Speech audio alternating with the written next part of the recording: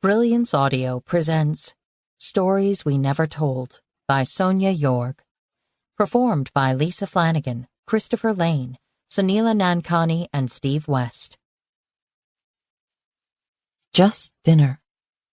The innocence of the phrase is deceptive as the dinner itself would turn out to be, as Jackie would discover 98 days later.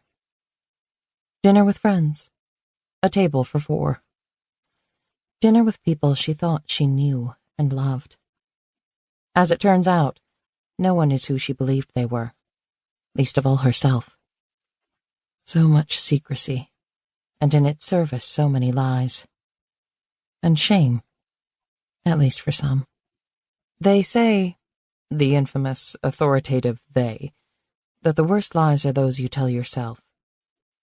Even before the dinner, before everything began to unravel, Jackie had been skeptical of the veracity of that old chestnut.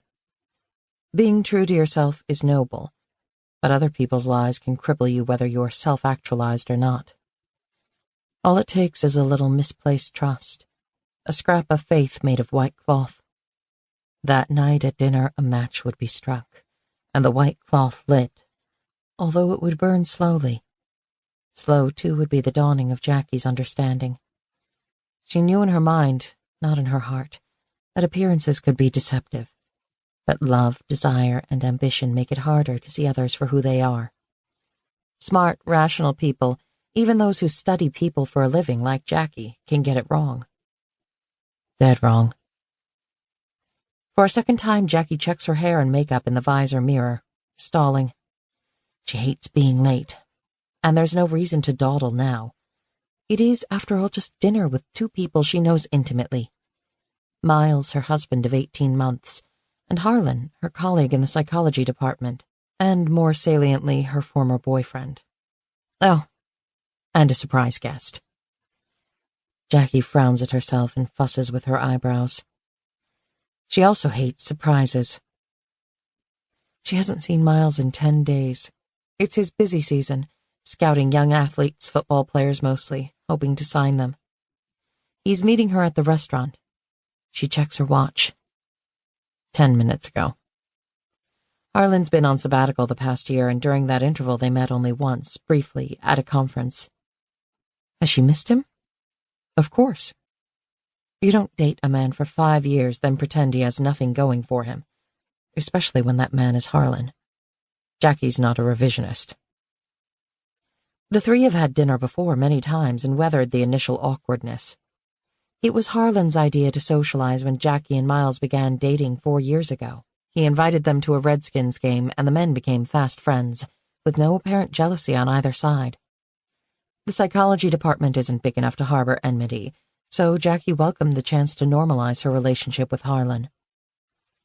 Phone in hand, Jackie grabs her bag, opens the door. She's parked too close to the next car and maneuvers through the narrow gap, scuttling sideways, sucking in her stomach to avoid getting dirt on her dress.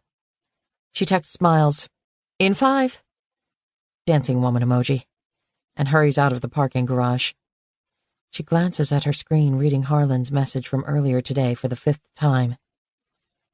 "Bringing a friend tonight, so changed the table to 4. Eager to catch up with you and Miles. It's been too long." A friend? Never did a word convey less. If Harlan meant to arouse her curiosity, he'd succeeded. She pockets the phone and makes her way out to Potomac Street. Partway along the 2nd block, she spots Miles. His white blonde hair is a beacon. He's resting against a lamppost, extinguishing a cigarette on the sole of his shoe. A move at once masculine and regrettable.